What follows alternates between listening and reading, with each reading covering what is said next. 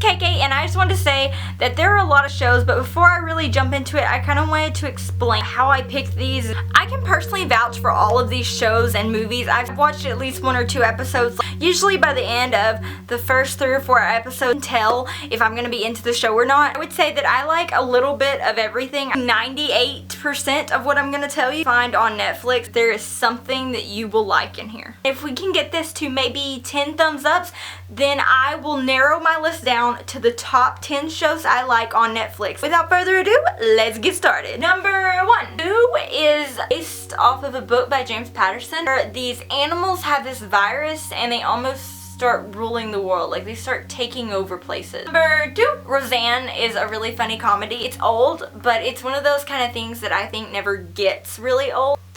Number 3, Fuller House is a really cute show based on Full House, family TV show. Number 4, Between is about these people that are trapped in this city. I only watched the first season of it. I think the second season is out now. Number 5, The Blacklist. List was like of people that were bad people, but the person that was giving the list was bad too. That's my understanding. I've never watched it, like binged it on Netflix, but I have watched it on the television before and I really liked it. Number 6, The Fosters. So into this show. Like, it is one of those teenage dramas where it's totally unrealistic, but that's totally okay because it's like so suspenseful. Number 7, Private Practice and Grey's Anatomy. I don't even think I need to talk about these. I have a Grey's Anatomy tag. I'll link it below. Love it. Like, to say I love it is almost an understatement. I am a fanatic. Number 8, Secret Life of the American Teenager. I've never watched this on Netflix. It is on Netflix though. I checked for you guys. I used to watch it a long time ago. Number 9, Covert Affairs. So not enough people know about this. I really wish more people knew about this show. This is a great show. It's about this kind of like this spy, and she's so captivating, and the characters are very well put together in my opinion. I think they're very strong personas. I literally have seen every episode of this show more than once. Less into it now because it's like it's been over for a few years. Number 10, Alias was a show about a spy, and it was almost kind of like the show that I just talked about, Covert Affairs, except for it happened before it and it's kind of gets really out there. I really enjoyed it until up to like season 4. Number 11, Ghost Whisperers. This is one of those supernatural shows where she can see ghosts and she can talk to them, and I'm really picky with my supernatural shows. I won't just watch anything that has to do with like the creepy, demonic, weird spiritual world, but that one I really like. Number 12, House is about a doctor that practices medicine in really unorthodox ways, and I am only on season 1, but from what I've seen of it, I really thoroughly enjoy it. I like how in the end the puzzle pieces fit together. Number 13. Speaking of shows where the puzzle pieces fit together, let's talk about NCIS for a minute. They're on their 14th year and I still love them. I'm still going strong with them. I've been watching NCIS since I was like 8 years old. I just recently went back on Netflix and caught up on all the seasons. Number 14. Person of Interest. Never watched this on Netflix, but it is on Netflix. I used to watch it all the time when it was on TV. This machine, and they go and they like identify people around the city. Number 15. White Collar is really good. It's about this guy named Neil Caffrey, and he's a con artist, and it used to come on around the time Covert Affairs came on, and I used to watch them together. That was my favorite night of the week.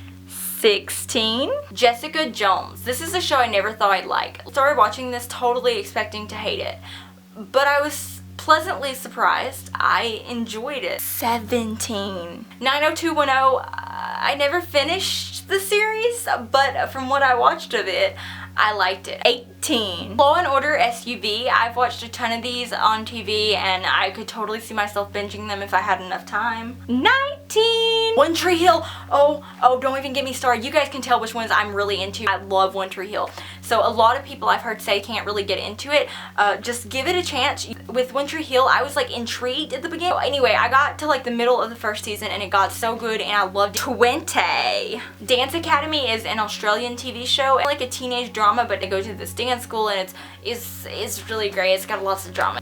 21. Twisted is also one of those things that's got lots of drama. It's by ABC Family, which is now Freeform, so it's by Freeform, and this only has one season, but I'm not gonna lie to you guys, I might have accidentally one night stayed up all night watching. It was pretty bad. I got so intrigued by the suspense that was building, I just couldn't stand it. I had to figure out who did it.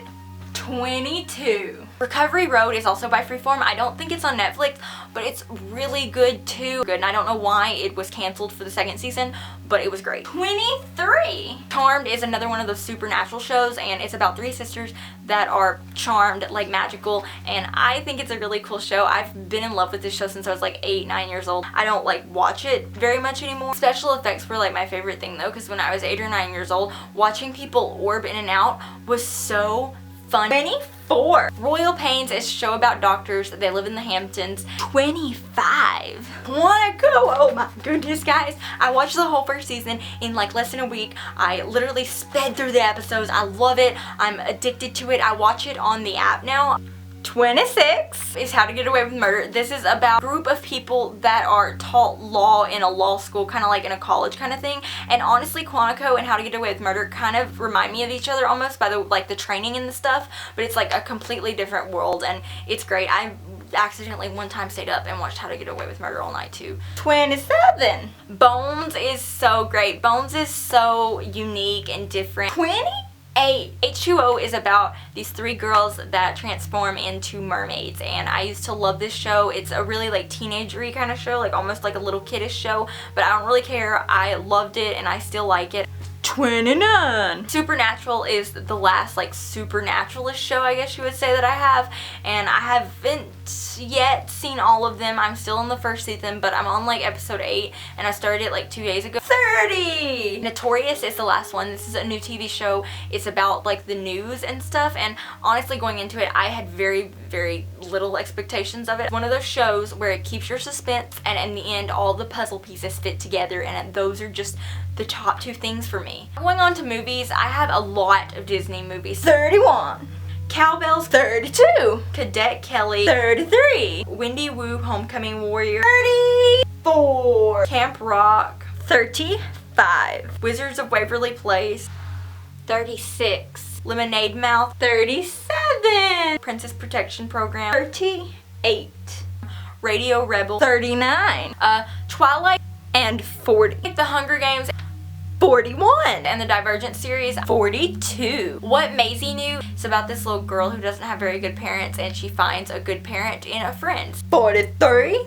Can't Buy Me Love has a young teenagey Derek Shepherd in it. 44. Made in Manhattan with Jennifer Lopez. 45. The Giver. Like halfway into it, I was like, I don't like this. It's like black and white. What is going on? The more that we got to like the main point of the movie, the more I loved it. 46. RV is hilarious. If you haven't seen RV, it's on Netflix. You should go watch it right now. I've seen it like 5 times. 47. Both of the Pitch Perfects, I could see myself watching again. 48. Tracers and Abduction both have Taylor Lautner in them. Tracers, he gets to jump off of buildings. Abduction, he has like this little romancy thing going on. 49.